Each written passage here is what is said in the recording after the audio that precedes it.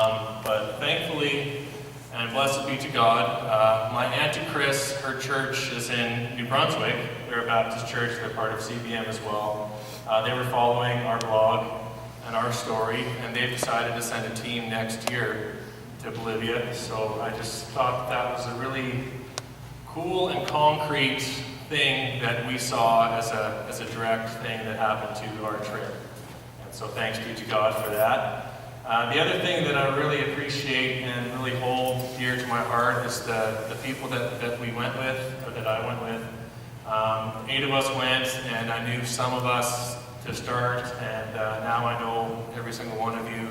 And those relationships are lifelong, and I just think that we couldn't have picked a better team. We complemented each other quite well, and we picked up where each other's lacking were and all that. So that's what I would like to share.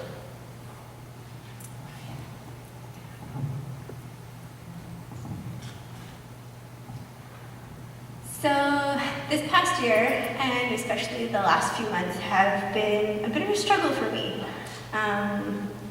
One that I didn't realize I was fighting until I got the chance to stop fighting it in Bolivia.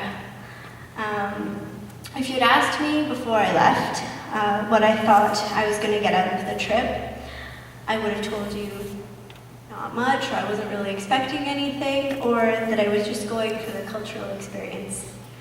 I really didn't know what to expect, and in truth, I wasn't willing to let myself expect anything. I thought I was protecting myself.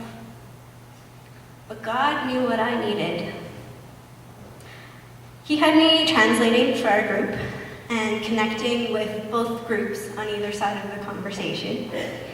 He gave me people who knew how to ask the smart questions and knew how to ask the hard questions. And he made me learn from those conversations front and center. As the translator, I was a participant, not an observer. And he knew I just needed conversation. He had me in conversation with the Bolivian field staff, with their passion and their conviction and their challenges for me and the ones that they were facing. And he had me in conversation with the locals, their challenges, but their love about God as well, very dominant.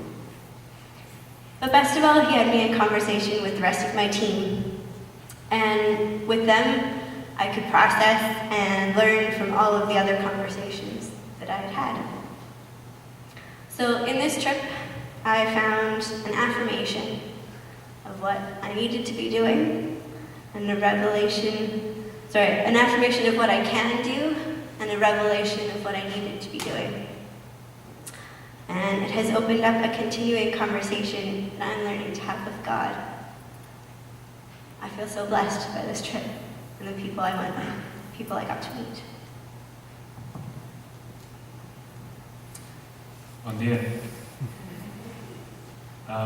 What impacted me most on this trip was, I think I shared it actually when we connected with the church when we were in Bolivia. It was about being blessed. I suppose opening myself up to allowing to be blessed, and then also trying in some way to be that blessing for others. We are an urban church, and one of the really interesting things about my trip was we got to go in the countryside. And I grew up in the countryside, and so my heart is there. So we got into some remote places, like Leslie already spoke to. It was there that I most learned about blessing. These are humble people, but they know how to bless greatly. The very first church that we went to, the first one that's memorable in Chayanta, they had us come up in the front, just like we're doing. The whole team was up front, and they'd come up and they'd greet us. Every single person in the church would come up and greet us. Sort of a mumble jumble of kids and mothers and fathers, and also a mumble jumble of what to do. Just from a point of view of how do you greet, what's the norm, what's the right way to do it.